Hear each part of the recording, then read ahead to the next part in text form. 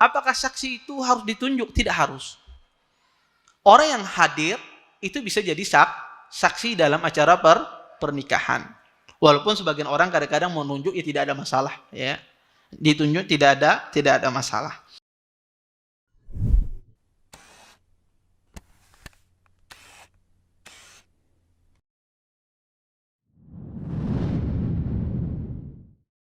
Assalamualaikum warahmatullahi wabarakatuh. Innal hamdalillah nahmaduhu wa nasta'inuhu wa nastaghfiruh wa na'udzu billahi min shururi anfusina wa min sayyiati a'malina. May yahdihillahu fala mudilla lahu wa may yudlil fala hadiya lahu. Asyhadu an la ilaha illallah wahdahu la syarika lahu wa asyhadu anna Muhammadan abduhu wa rasuluh. Fa in asdaqal hadits kitabullah wa khairul hadi Muhammadin sallallahu alaihi wasallam wa syarrul umuri muhdatsatuha wa kullu muhdatsatin fid din bid'ah wa kullu bid'atin dhalalah wa kullu dhalalatin fin nar. Amma ba'd. Ikhwan dan akhwat, hadirin dan hadirat yang senantiasa dimuliakan oleh Allah Subhanahu wa taala. Alhamdulillah, pada malam hari ini kita dapat berjumpa kembali di salah satu tempat yang mulia ini.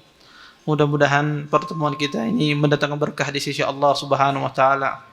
Dan tidak adalah majlis yang paling afdal, majlis yang paling mulia kecuali majlis al-ilmu, ya. Dikatakan majlis ilmu itu adalah kebun dari kebun surga. Dan majlis ilmu ini, ya, keutamaannya sangat banyak sekali. Ya, di antara disebutkan oleh Nabi SAW adalah mendatangkan ketenangan pada hati seorang muslim. Makanya kalau kita banyak masalah, ya, banyak problem, datang ke majelis ilmu. Balik dari majelis ilmu, tenang hati kita. Ya, karena ilmu itu obat, ya, obat dari semua permasalahan yang ada. Ya, siapapun dia, ya, permasalahan apapun yang dia hadapi, maka obatnya adalah dengan seorang mencari ilmu. Maka keliru orang ketika dapat masalah dia menjauhi majelis ilmu. Orang ketika ada masalah dia meninggalkan majelis ilmu. Ini salah besar. Dan ini biasanya terjadi kadang-kadang orang yang sudah lama mengaji, ya, timbul rasa bosan. Dan seperti itu emang.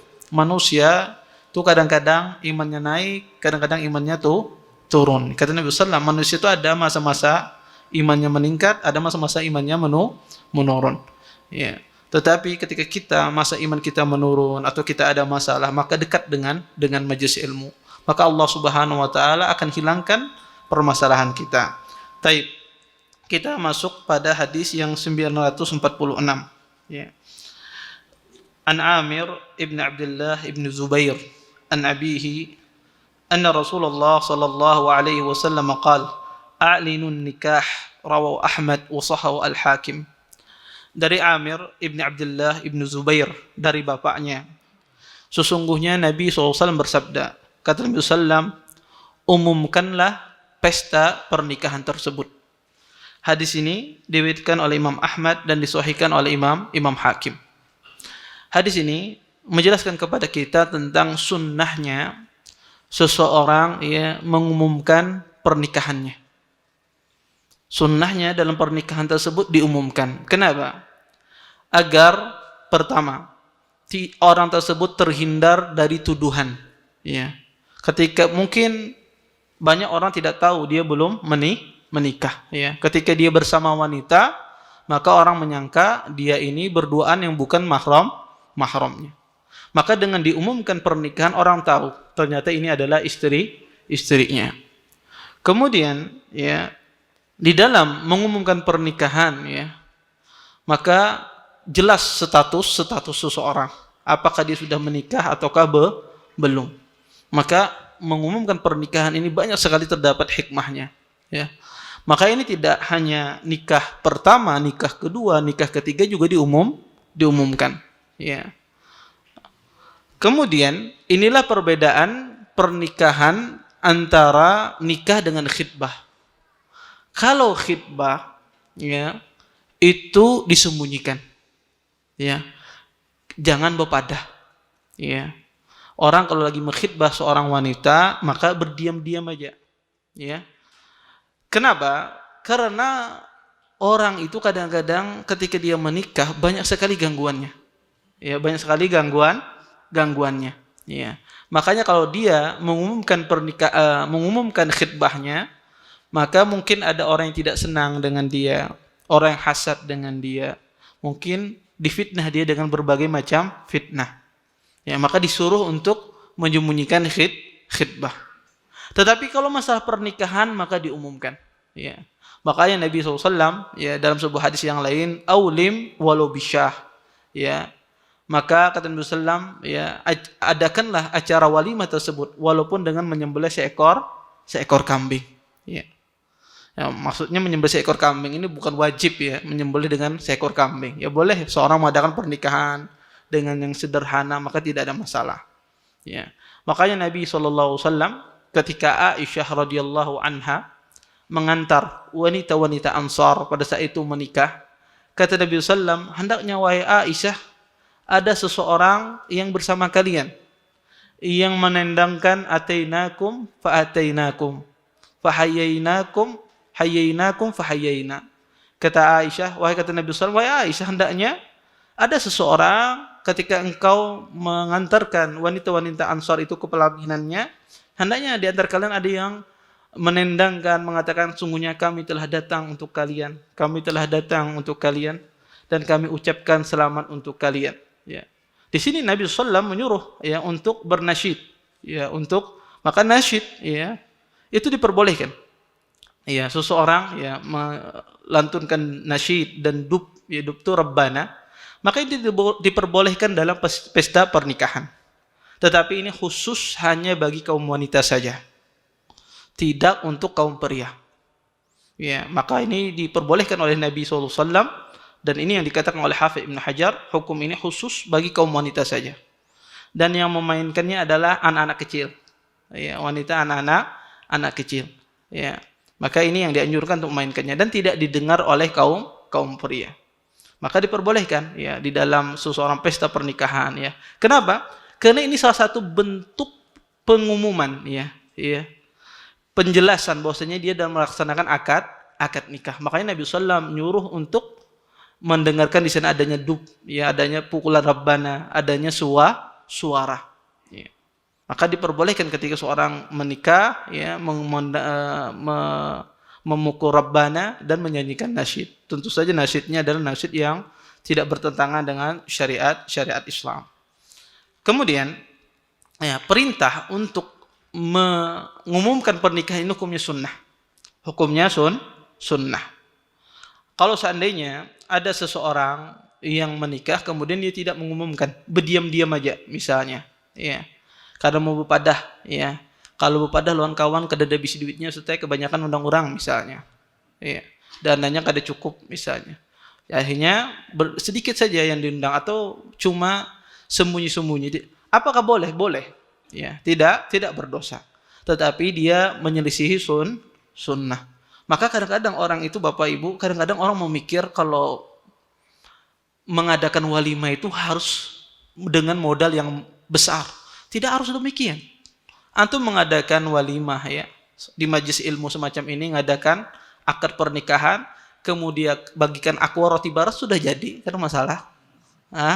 Kadang mesti makan nasi ya. Kadang mesti dengan apa macam sesuai dengan kemampuan kita. Ya, tidak mesti dengan sesuatu yang membutuhkan banyak biaya. Ya, ini kadang-kadang di masyarakat kita kalau walimah itu harus ya semacam ini. Harus ada nasi, intalu, daging dan seterusnya. Ya, soto harus misalnya. Tidak harus demikian. Yang penting adanya walimah di sana ya walaupun dengan makanan sederhana. Habis kajian bagi aqua roti baras cukup. Tidak ada masalah. Ini bagi orang yang tidak mampu, tapi kalau orang mampu ya silahkan. Ya, silahkan dia menjamu tamunya dengan sebagus-bagus jamuan. Taib.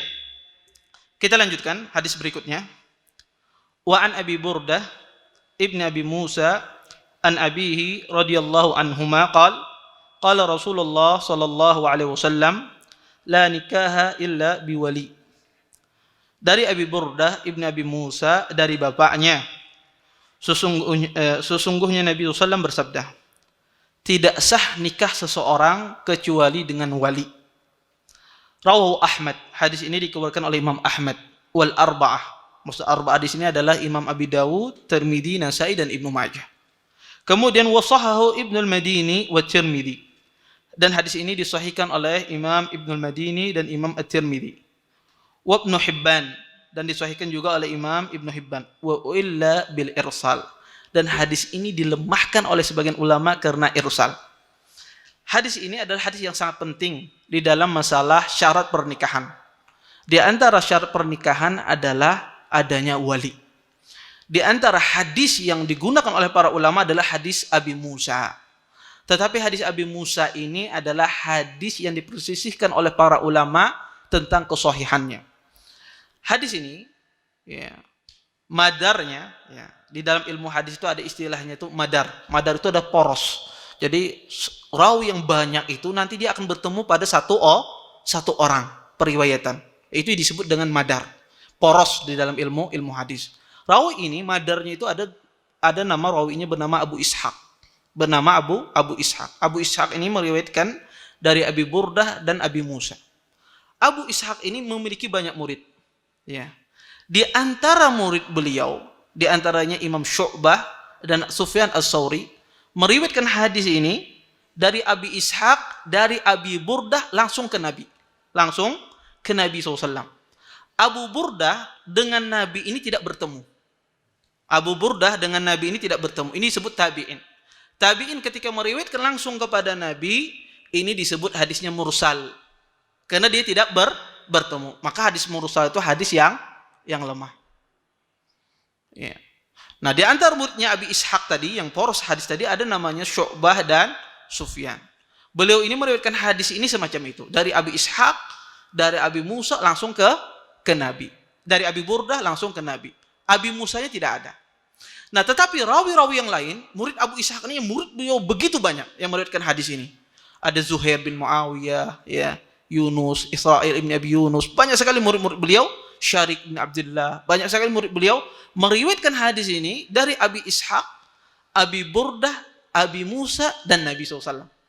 Ya, Abi Ishaq, Abi Burdah, Abi Musa dan Nabi SAW. Nah, di sini ada dua riwayat yang berselisih.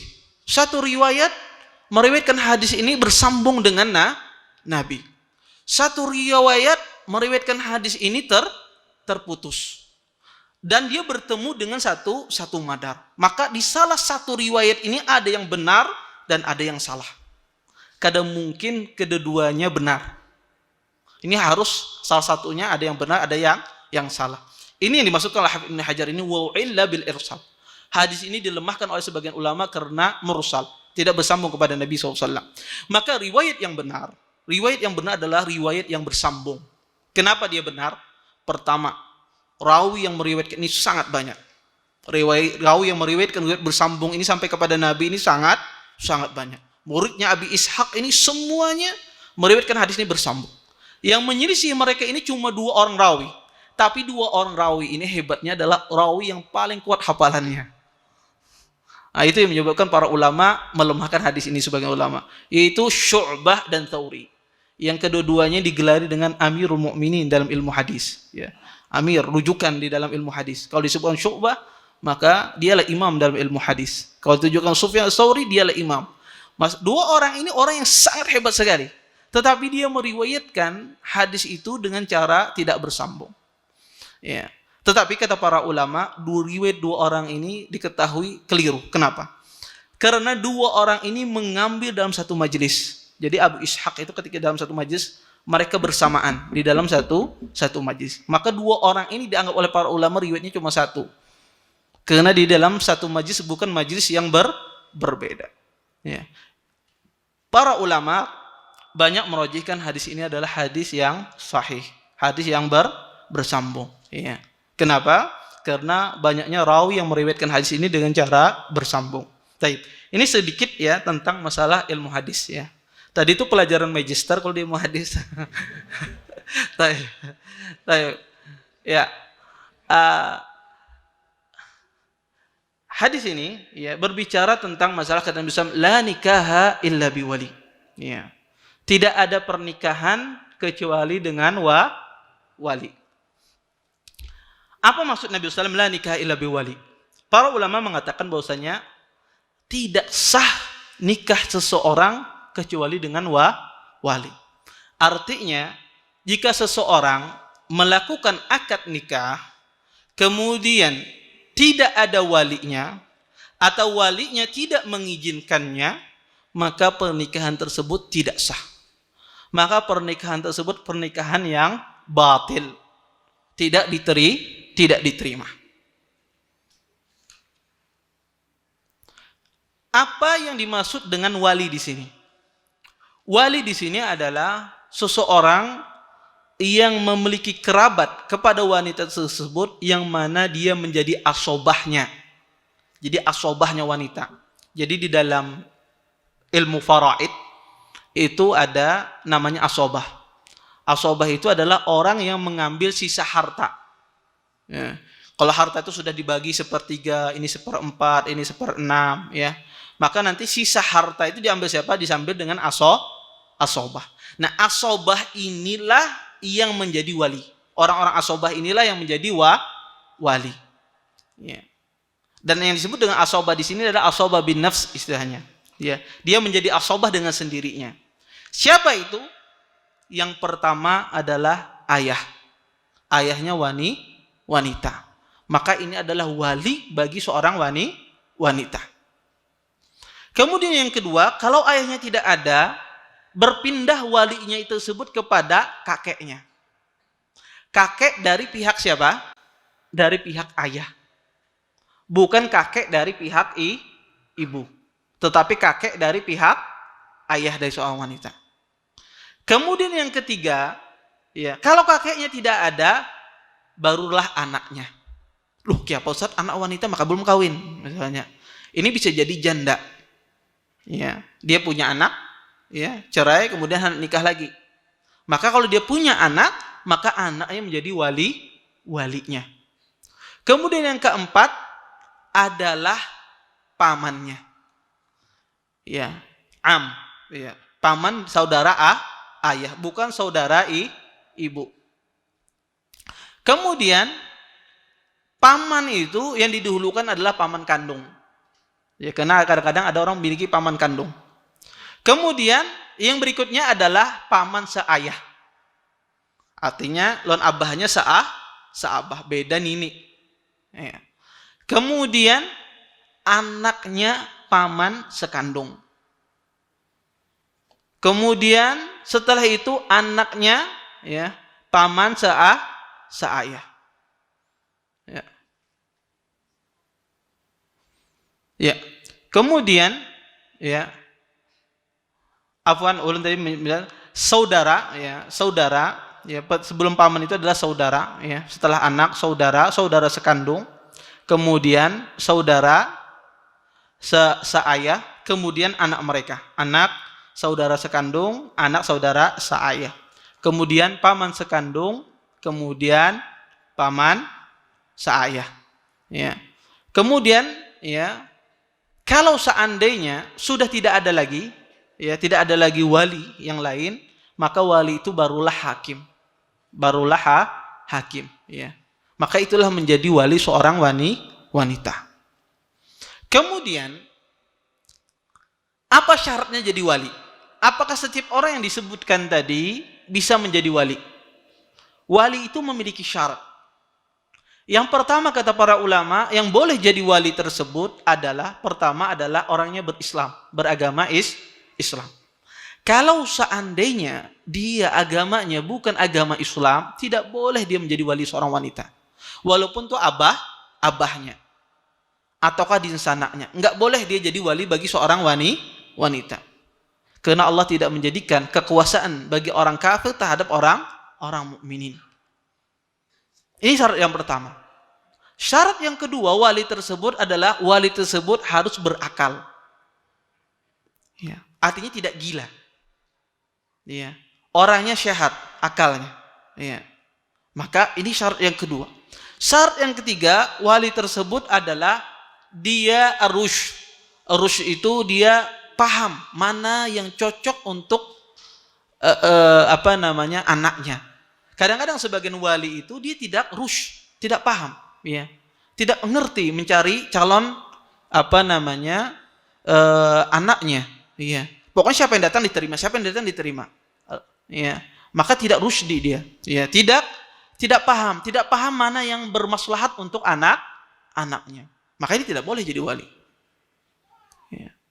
Kemudian syarat wali tersebut juga balik, ya, dia balik, ya. Maka ini syarat ya seorang jadi wali. Kalau dia belum balik, misalnya dia punya anaknya belum balik, walaupun dia mutamayyiz, ya, sudah paham tapi belum balik, maka tidak boleh dia jadi wali dalam pernikahan. Ya. Kemudian adalah laki-laki, ya. Harus laki-laki, ya. Maka tidak boleh wanita menjadi wali bagi wanita lain. Kemudian berikutnya adalah seorang yang merdeka. Dia adalah seorang yang merdeka. Maka budak tidak boleh dia menjadi wali walaupun itu anaknya. Ya, maka tidak boleh dia menjadi wali. Ya, maka syaratnya dia harus merdeka. Ya, tidak menjadi seorang budak. Kemudian ada satu syarat yang diperselisihkan oleh para ulama, al-adalah. Apakah seorang wali itu harus adalah? Adalah itu apa? Seorang wali yang tidak melakukan kefasikan. Misal, ini ada abahnya binian ini suka mabuk, kadang sembahyang, misalnya jarang sembahyang, ya sembahyang tapi kadang sembahyang, kadang kada, ya, ketujuh mabuk misalnya, boleh enggak dia jadi wali menikahkan anaknya? Apakah tidak? Tidak boleh. Para ulama mengatakan, terjadi khilaf di kalangan para ulama, tapi yang benar adalah boleh.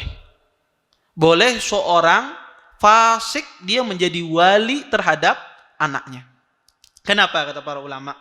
Karena sunnatullah kata para ulama bahwasanya jarang sekali.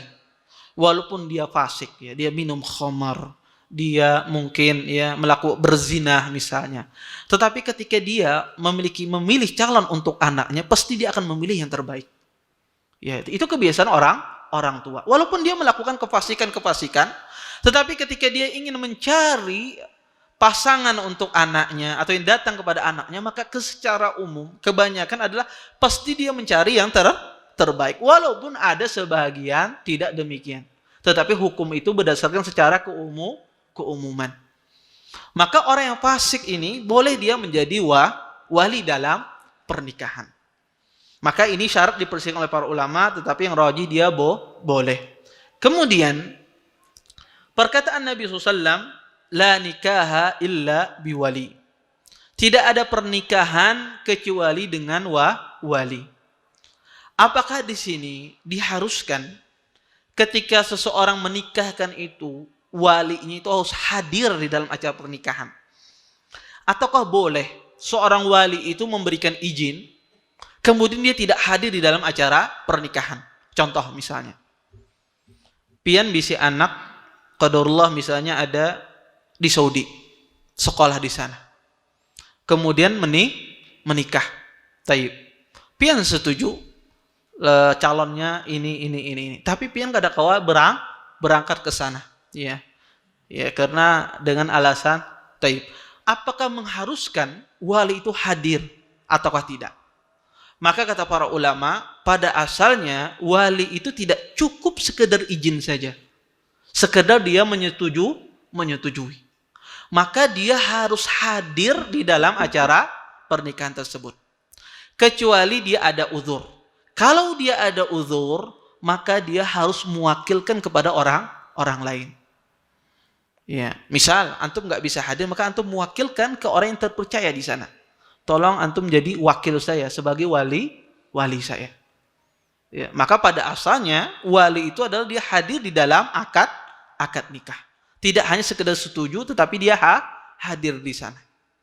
Kalau seandainya dia tidak bisa hadir, maka hendaknya dia mewakilkan kepada orang yang terpercaya. Ataukah ada keluarganya yang di sana, maka dia wakilkan. Ya. Kemudian perkataan Nabi SAW, la nikah illa biwali, tidak boleh seseorang menikahkan kecuali dengan wali. Para ulama berselisih tentang masalah wali ini. apakah batal nikah seseorang kalau seandainya nikahnya tanpa wali? Jumhur ulama mengatakan batal. Nikahnya tidak sah, dianggap dia berzina. Jika dia lahir anak, anaknya tidak dinasabkan kepada bapaknya. Ya. Sebagian jumhur mengatakan bahwasanya nikahnya tidak sah, batil. Sebagian ulama berpendapat, Imam Abu Hanifah memandang bahwasanya pernikahan tanpa wali itu boleh. Kenapa? Pertama, beliau berdalil dengan ayat Al-Quran. Allah berfirman di dalam Al-Quran, "Fala ta'duluhunna ayankihna azwajahun." Ya, kata Allah Subhanahu wa taala, janganlah kalian melarang wanita ini untuk menikah kembali kepada bekas suaminya. Kata mereka, di sini Allah Subhanahu wa taala mengizinkan wanita untuk menikahkan dirinya sendiri. Dan Allah melarang wali tersebut untuk untuk nikah kembali. Ya, ayat ini berkaitan turun tentang Ma'qil ibni Yasar.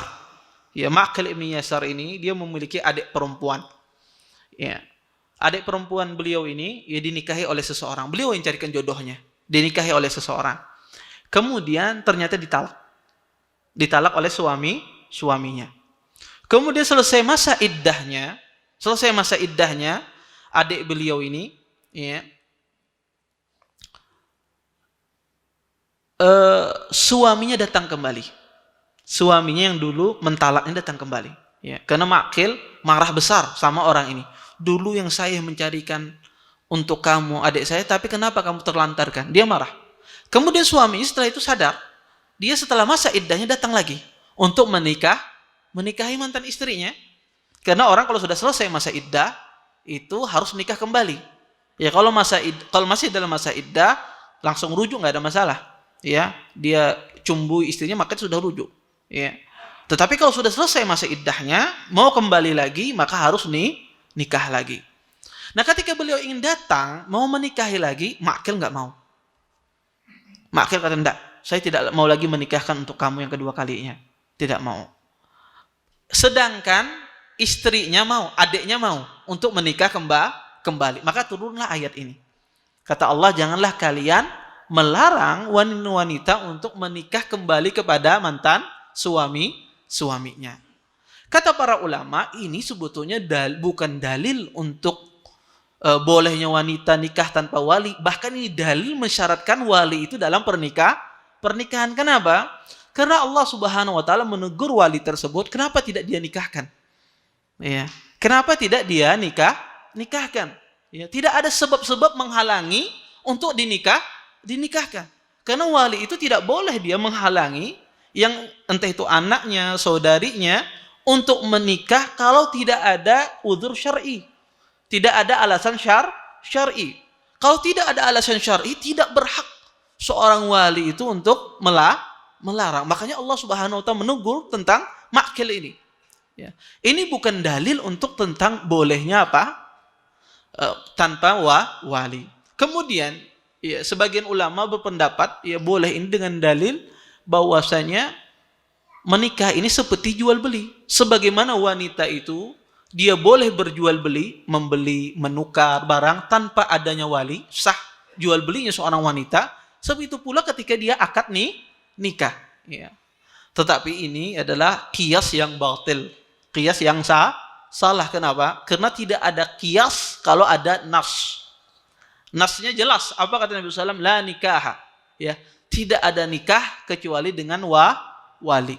Sebagian orang mengartikan itu maksudnya Ustadz, la nikah itu adalah tidak nikah sempurna. Nikahnya sah saja tapi tidak sempurna. Kita katakan ini juga penafsiran yang salah. Kenapa? Karena ada nanti hadis Aisyah kata Nabi SAW, nikah tanpa wali adalah nikah yang batil. Ya. Nah, maka hadisnya sangat jelas. Maka tidak boleh seseorang nikah kecuali tanpa wali. Maka pendapat jumhur ini pendapat yang rajih. Baik. Kalau misalnya seseorang nikah di negeri non-muslim, dia beragama Islam, tetapi orang tuanya orang yang belum beragama Islam, dan dia hidup di negeri non-muslim. siapa jadi wali nikahnya? Pemerintahannya bukan Islam. Ya, semuanya orang non-muslim. Terus siapa jadi wali nikahnya dalam kondisi semacam ini? Maka jika seandainya seseorang berada di negeri bukan Islam, sedangkan keluarganya tidak ada Islam, sedangkan pemimpinnya tidak ada di situ, KUA dan semisalnya, maka siapa yang menjadi walinya adalah kaum muslimin yang ada di sana. Kalau dia tidak memiliki keluarga di sana yang Islam, maka kaum muslimin yang di sana. Entah itu yang bisa yayasan ya, atau Islamic Center istilahnya, ya, maka mereka lah menjadi walinya. Ya. Kemudian, ya, pernikahan la nikah illa bi wali ini tidak sah nikahnya kecuali dengan wali. Ya. Maka wali ini ya, juga boleh dia menikahkan, ya, seorang wali, ya, boleh dia menikahkan seorang wanita, ya, walaupun wanita tersebut ya hilang akalnya. Contoh, ada wanitanya gila misalnya, tapi dia butuh ingin menikah, ya. Jangan kira orang gila tuh kada hendak menikah, banyak juga mau nikah. Terus gimana? Boleh enggak wali itu menikahkan? Ya. Kemudian dinikahkan dengan pasangan yang mungkin bagus orangnya, ya, tidak gila, atau sama-sama gila, boleh tidak? Ya. Iya, boleh apa tidak? Dan itu mungkin terjadi, ya. Dan itu mungkin terjadi dan itu banyak yang terjadi. Ya. Apa diharuskan? Boleh. Para ulama sepakat, boleh. Seorang yang hilang akalnya dinikahkan, ya, dengan orang yang entah itu dia orang yang semisal dengan dia atau orang yang bagus akalnya. Tetapi tentunya dijelaskan aibnya. Ya, jangan setelah menikah hanya dijelaskan. Ya. Sebelum pernikahan, ya, dijelaskan, maka tidak ada masalah. Ibnu Qudamah, ya, kenapa? Karena ini maslahat, ya. Jika dibutuhkan, ya, ini maslahat. Dan kata Ibnu Qudamah, kadang-kadang, ya, pernikahan itu bisa bermanfaat bagi orang-orang yang rusak akalnya. Ya, bisa jadi dia disembuhkan dengan pernikahan. Bisa jadi dia jadi gila karena kada dinikahkan.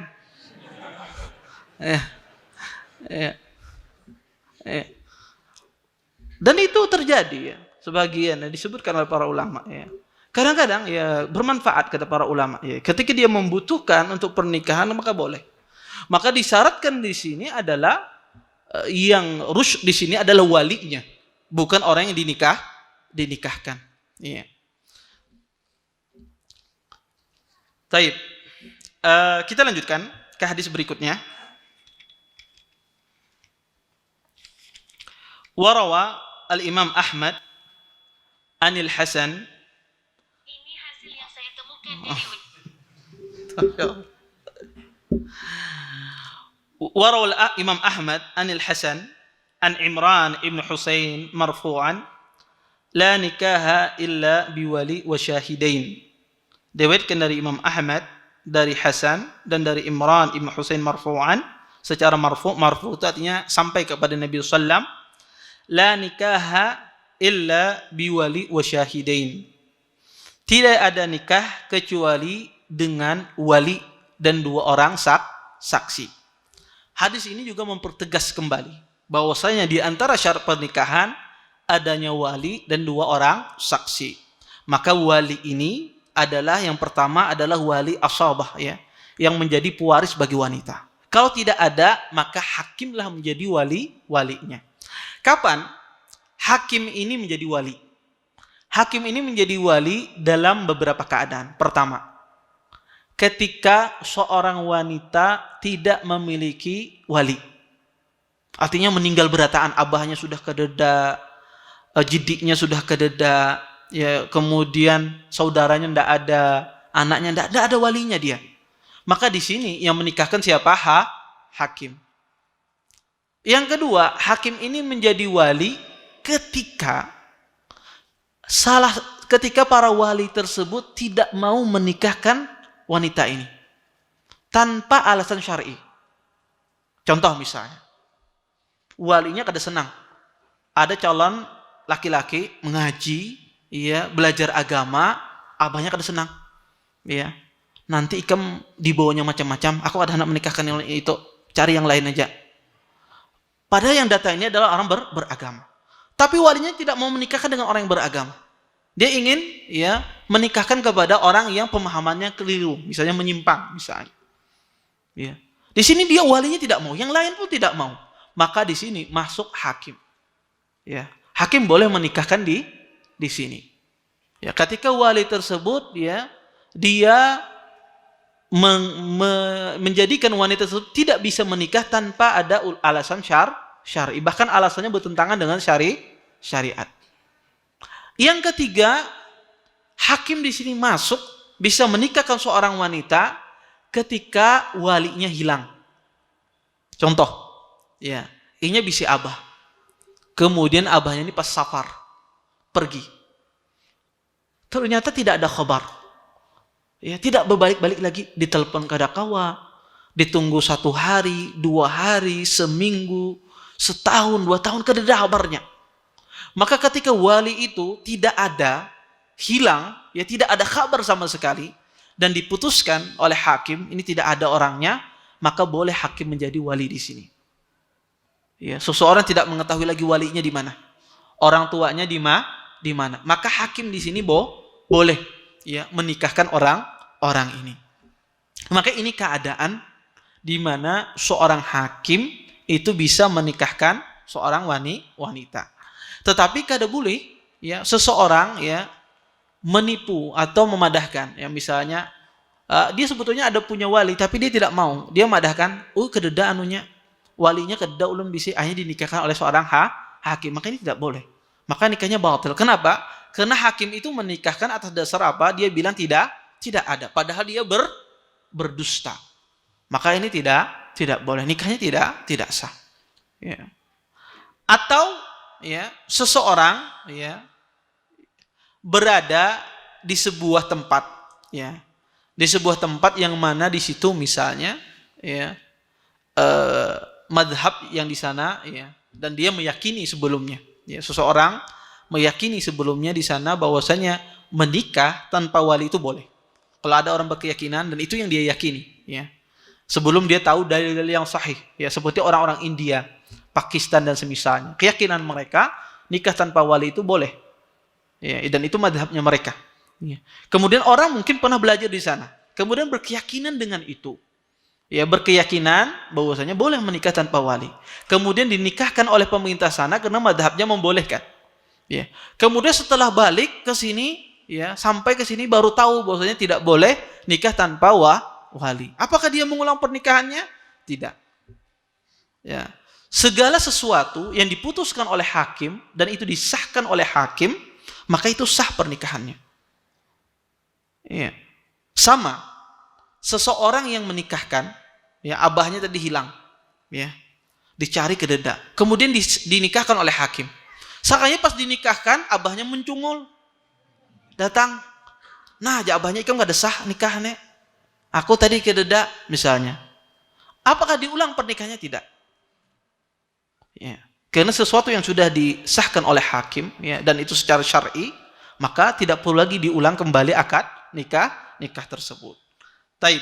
Kemudian di hadis ini juga disyaratkan syahidain, 2 orang saksi, 2 orang saksi yang adil, 2 orang saksi yang adil. Apakah saksi itu harus ditunjuk? Tidak harus. Orang yang hadir itu bisa jadi saksi dalam acara pernikahan. Walaupun sebagian orang kadang-kadang mau nunjuk, tidak ada masalah, ditunjuk tidak ada masalah. Baik, kita lanjutkan, kita ambil satu hadis lagi. An Aisyah radhiyallahu anha qalat, qala Rasulullah sallallahu alaihi wasallam, ayyuma imra'atin nakahat bighairi idni waliha fanikahuha batilun. Fa in dakhala biha falhal mahru bimastahalla min farjiha. فإن استجروا فالسلطان ولي من لا ولي له أخرجه الأربعة إلا النسائي وصححه أبو عوانة وابن حبان والحاكم. Dari Aisyah radhiyallahu anha, beliau berkata, sesungguhnya Nabi SAW bersabda, siapa saja, kata Nabi SAW, wanita menikah tanpa izin walinya, maka pernikahannya adalah pernikahan yang batil. Fa in dakhala biha, walau fa in dakhala biha falhal mahru bimastahalla min farjiha. Dan jika seandainya sudah berhubungan kemudian ternyata nikahnya tanpa wali, maka nikahnya batil. Maharnya menjadi milik wanita tersebut. Nikahnya batil, tapi maharnya boleh diambil wanita tersebut. Kenapa? Sebagai ganti bimastahalla min farjiha. Karena dihalalkan tubuh wanita tersebut. Fa in istajaru, maka jika seandainya mereka bertengkar, fasultan waliyun man la waliyalahu. Maka hakim, pemimpin itu wali bagi orang yang tidak memiliki wali. Hadis ini dikeluarkan oleh Imam Abu Dawud, Tirmidzi dan Ibnu Majah. Disahihkan oleh Abu Awana, Ibnu Hibban dan Hakim. Hadis ini Bapak Ibu, kalau diteliti dari sisi sanadnya hadisnya lemah. Hadis ini kalau diteliti dari sisi sanadnya hadisnya lemah, ya. Di situ ada rawi yang bernama Sulaiman ibnu Musa. Sulaiman ibnu Musa ini tafarrud dia. Dia sendirian meriwayatkan hadis ini dan dia tidak bagus hafalannya. Maka hadis ini sebetulnya dari sisi sanadnya lemah. Tetapi karena ada jalur-jalur lain yang begitu banyak sehingga hadis ini terangkat dia menjadi hadis yang hasan.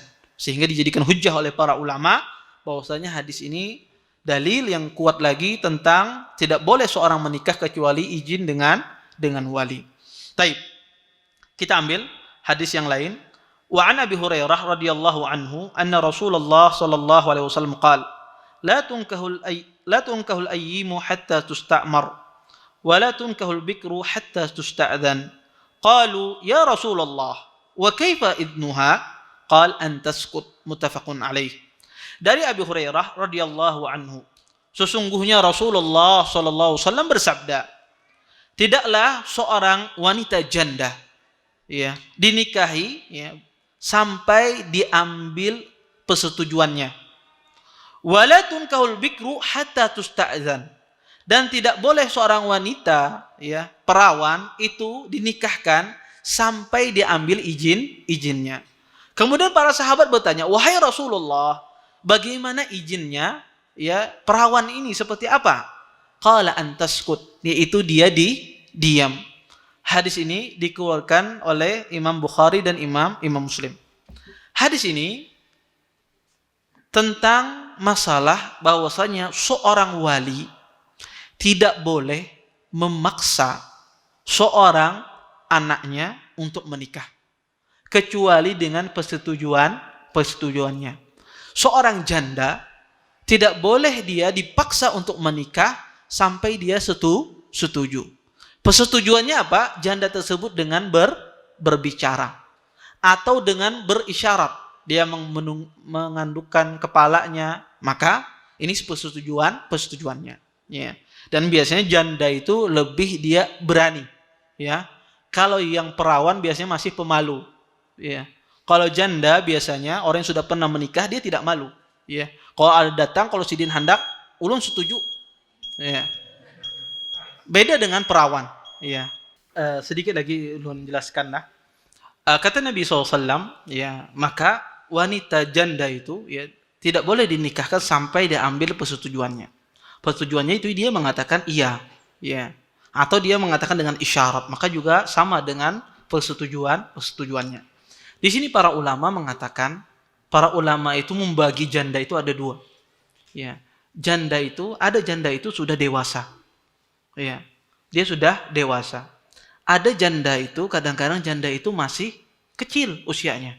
Contoh misalnya, ada wanita dinikahkan usianya masih kecil, usianya 15 tahun misalnya, atau 16 tahun.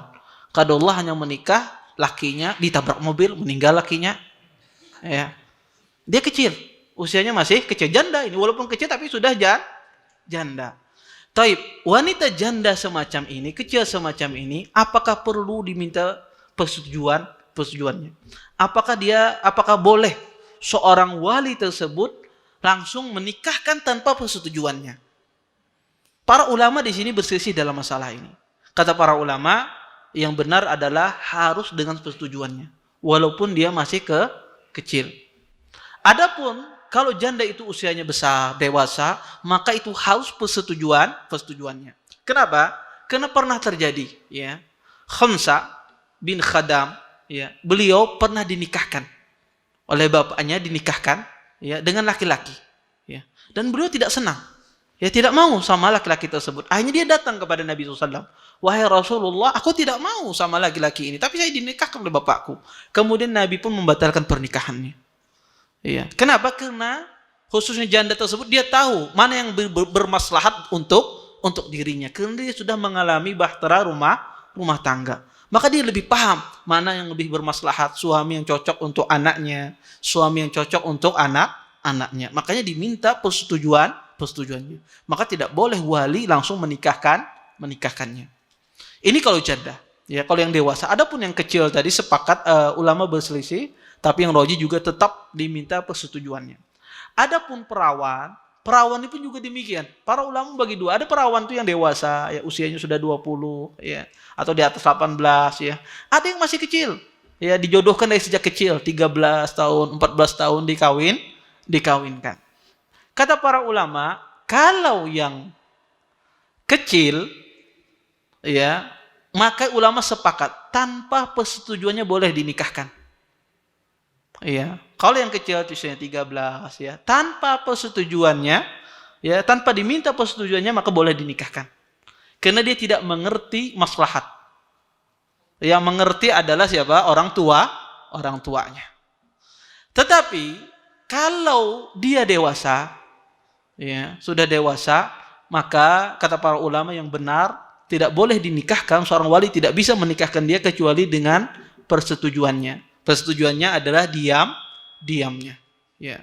Maka tidak berhak seorang wali menikahkan kemudian dia tidak setuju. Maka tidak boleh. Maka harus dengan persetujuannya. Maka kalau dia setuju maka boleh dinikahkan. Kiranya ini yang dapat ulun sampaikan, mudah-mudahan bermanfaat. Kalau ada pertanyaan silahkan. Kalau ada yang bertanya. Baik, silahkan. Waalaikumsalam.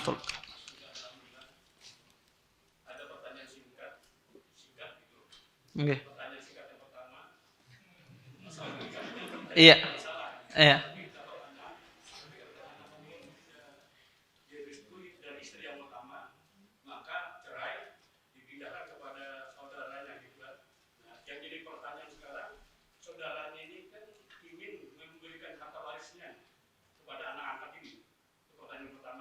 Sebentar. Ulun tadi terputus, ulun ketawa bagiannya ini, ulun mendengar tadi. Pertanyaan tadi apa? Pertanyaan pertama. Setelah pernikahan itu mendapatkan anak. Dari awal. Suami istri tadi dapat anak. Iya. Tapi dari istri yang kedua. Nah, karena bermasalah dengan istri pertama cerai. Dengan istri kedua. Diasuh oleh saudaranya gitu. Pertanyaan terakhir itu di saudara ini tidak punya anak. Ini saudara siapa dulu? Saudara iya, saudara suami atau saudara istri? Saudara istri. Istri. Ya. Nah, jadi dia ingin pertanyaannya bagaimana tentang harta waris ini? Padahal itu kan anak angkat. Bolehkah yang saudara ini mewariskan hartanya kepada anak angkat itu? Ya. Taib. Yang kedua tentang zakat profesi. Okay. Satu sisi dia bertahan kepada pendalilan Al-Quran secara umum. Di sisi lain dia tidak mengakui hadis, dan saya juga belum begitu awam dengan hadis itu. Tapi dari pendapat yang teman di kampus juga katanya itu penuh istihad. Nah, ini juga ngambang gitu kan, sulit bagi saya. Yang ketiga tentang doa, ini titipan Amang sini, Ami itu, tentang berdoa tidak pakai selawat. Kalau pakai selawat katanya 1/4 gitu, kalau berselawat itu full atau 100%, itu adakah hadis sahihnya gitu? Ya. Titipan. Assalamualaikum warahmatullahi wabarakatuh. Waalaikumsalam. Ini jawabannya singkat juga. Kalau yang singkat, wallahu a'lam, Bang. Taib. Pertanyaan yang pertama, apakah boleh seseorang mewariskan kepada anak angkat? Apakah anak angkat itu memiliki hak waris? Jawabannya tidak. Anak angkat tidak memiliki hak waris. Terus gimana Ustaz? Sayang benar, bisa anak angkat luar biasa berbaktinya, maka boleh antum hibahkan harta antum. Antum kasihkan harta antum, hibahkan. Jangan hibahkan tuh bentuknya dalam bentuk wasiat. Kalau aku meninggal hartanya asan ke anak ini, anak angkat ini, enggak, ini wasiat narannya. Maka hibahkan tuh kasihkan barangnya itu langsung non inyanya. Ya, hibah itu harus diserahkan. Kalau dia sudah terima, ya di waktu masih hidup, maka sah hibah tersebut. Tapi kalau dia belum terima, ya nanti Ikam ambil pas aku meninggal nggak jatuh hibah, jatuhnya wasiat. Harus diserahkan di waktu masih hidup. Ya, maka kalau ingin mengasih, maka bentuknya hibah atau bentuknya dalam bentuk wasiat. Tentunya nanti dikeluarkan paling banyak adalah sepertiga. Kemudian pertanyaan yang kedua, masalah zakat profesi ini ada apa tidak? Jawabannya tidak ada. Zakat profesi itu tidak ada. Karena zakat profesi itu maksudnya adalah setiap bulan dia dapat gaji, dia keluarkan zakatnya setiap bulan. Kenapa? Mereka ini kiasnya kepada kias dari hasil pertanian. Sebagaimana kias dari hasil pertanian itu, kalau kita dapat panen, kita keluarkan zakat. Setiap panen keluarkan zakat. Nah, gaji itu kan panen istilahnya. Ya, setiap dapat gaji dikeluarkan zakatnya. Tetapi ini kias yang salah. Kenapa? Karena mereka ini nggak istiqomah kiasnya. Kenapa nggak istiqomah? Karena dia mengeluarkan 2,5%. Seharusnya kalau zakat pertanian itu bisa 10% atau 5%. Kada mau bagiannya. Ya, maunya 2,5%. Ya, ini keliru sudah. Kalau dia mau ngambil kias zakat pertanian, maka 10% atau 5%. Ya, dia zakatnya atau 7,5% sesuai dengan taklufah ya pembiayaan ya tersebut. Ini pertama. Yang kedua, tidak dikenal zakat profesi ini di masa Islam. Zakat itu yang ada itu adalah zakat dari hasil pertanian, zakat dari hasil perdagangan, ya, zakat dari hewan, ya zakat hewan unta, kambing, sapi itu aja. Beternak ayam ada zakatnya zakat kededa. Ya, yang ada itu kambing, unta dan sapi, ya. Kemudian ya zakat emas dan perak. Ya. Ini saja 4 harta yang wajib dizakati. Selain itu kededa kewajiban zakat.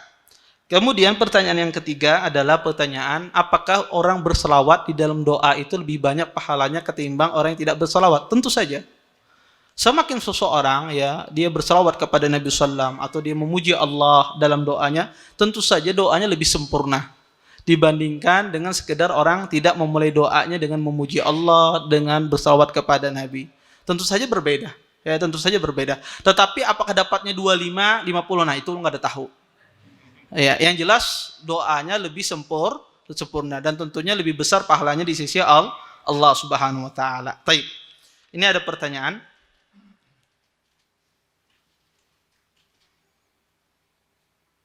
Baik.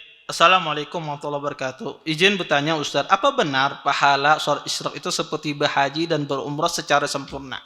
Pertama Bapak Ibu, sholat isyraq itu ada. Ya, ini harus dipahami dulu. Sholat isyraq itu adalah awal waktu sholat duha. Awal waktu sholat duha dan hadisnya sahih tentang masalah pensyariatan sholat isyraq ini. Yang kedua, yang diposisikan itu adalah pahala yang dijanjikan. Ini beda ya. Perbuatannya apa? Ada dalil nasnya.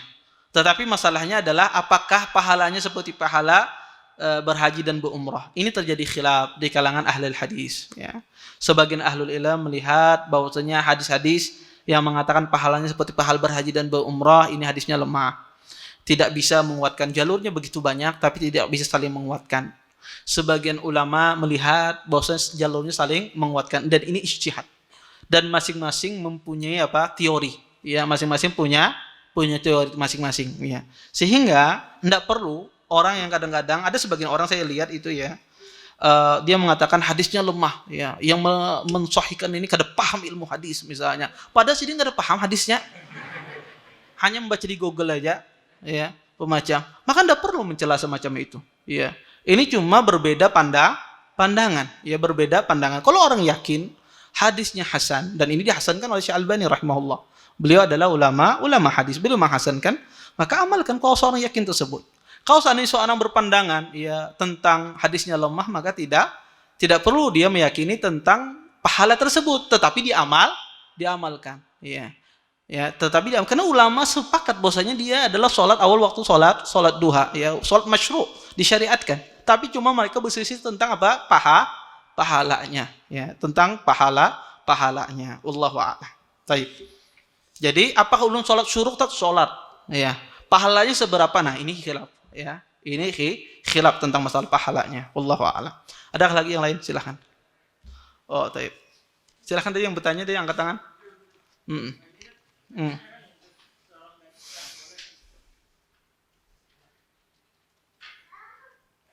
Seorang gadis tidak boleh dikawin hingga dimintai izin.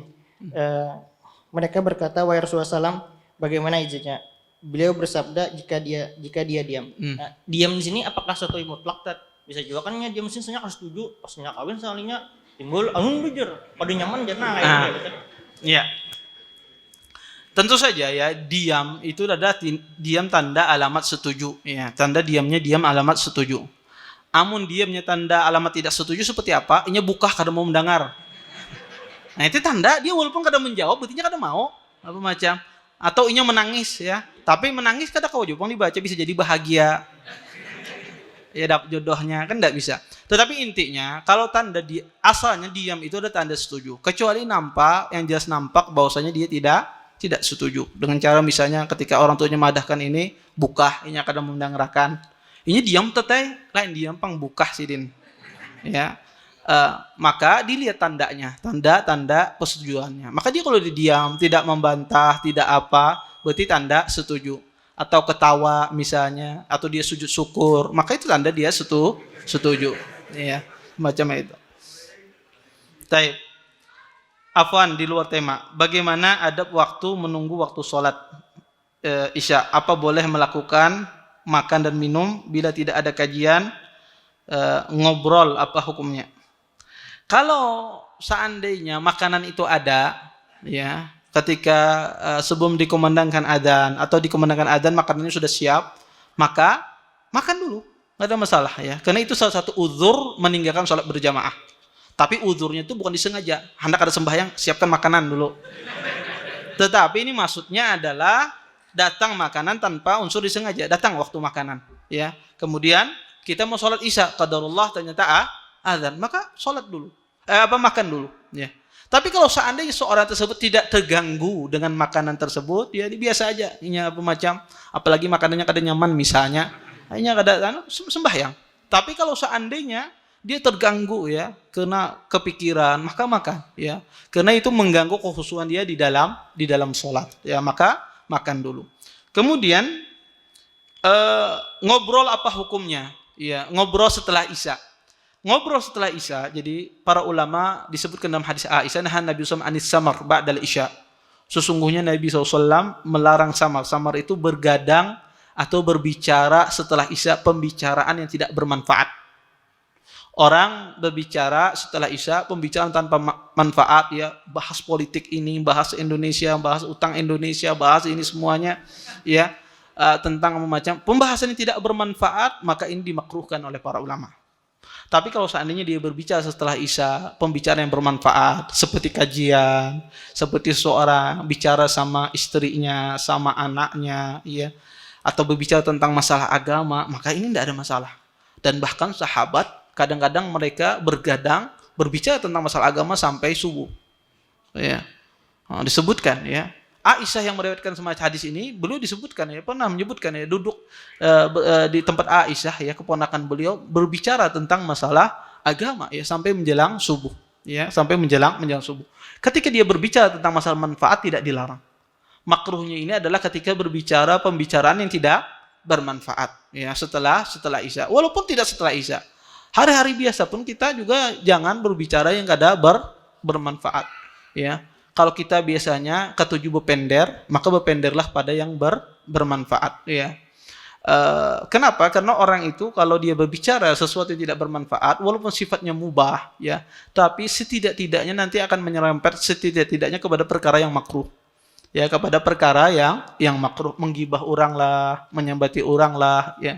Kadang-kadang pakai pakai apa namanya istilahnya tuh, pakai kuda-kuda dulu biar dituduh menggibah. Ini kadang menggibah lah. Kadang menggibah langsung dibuka, ya. Ya, jadi mengasih uzur untuk dirinya dulu semacam itu. Maka ini juga tidak benar, wallahu a'lam. Adakah lagi yang lain? Silakan.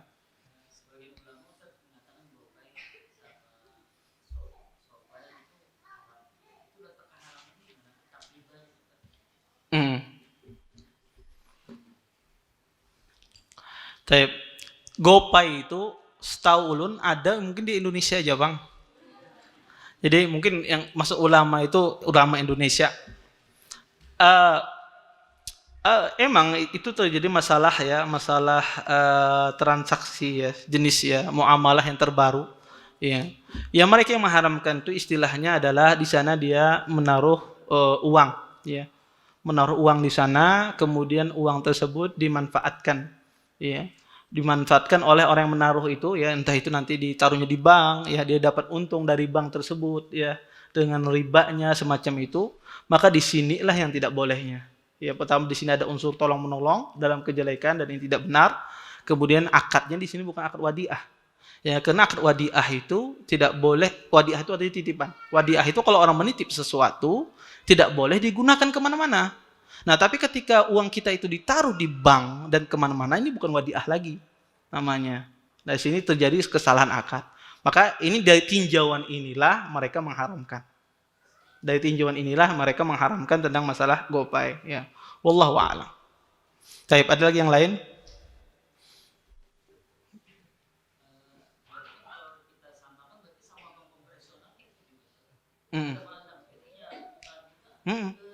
Ini kan ada yang menghalalkan bank konvensional, berataan mengharamkan. Tidak ada yang menghalalkan bank konvensional. Kalau sistem konvensional ya, semua ulama sepakat ya tentang masalah ribanya bank konvensional ya. Dan mereka pun mengakui ya, itu adalah sebuah riba ya, sebuah riba ya. Makanya itulah ketika kita naruh di bank itu ya, maka akadnya itu ya bank nggak mau mengasih akad wadiah kalau bank konvensional ya. Pasti ya akadnya ya bukan akad wadiah ya. Pasti antum akan terus dikasih untung ya. Tidak mungkin bank itu mengatakan pada antum, kalau antum taruh uang di sini bisa jadi uang antum habis ya. Kada terbulik ya. Pasti kada mau orang naruh di sana kalau ingin kerjasama ya. Pasti akan dijamin ya, bank duit antum utuh pahalan bertambah. Nah, disinilah terjadi unsur ribanya ya. Kadang-kadang juga bisnis yang digunakan tidak syar'i ya, tidak sesuai dengan syariat Islam, digunakan hal-hal yang mungkin bertentangan, jadi investasi dalam hal-hal yang mungkin dalam syariat Islam itu dilarang ya, maka banyak sekali ya. Maka sebetulnya pada zaman sekarang ini kalau seseorang bisa ya tidak bermuamalah dengan bank itu lebih bagus kalau bisa seseorang tidak bermuamalah. Tapi kalau terpaksa maka carilah bank yang paling ringan mudaratnya ya, seperti bank syariah yang ada insya Allah ya sekarang mulai membagus ya ketimbang sebelum-sebelumnya.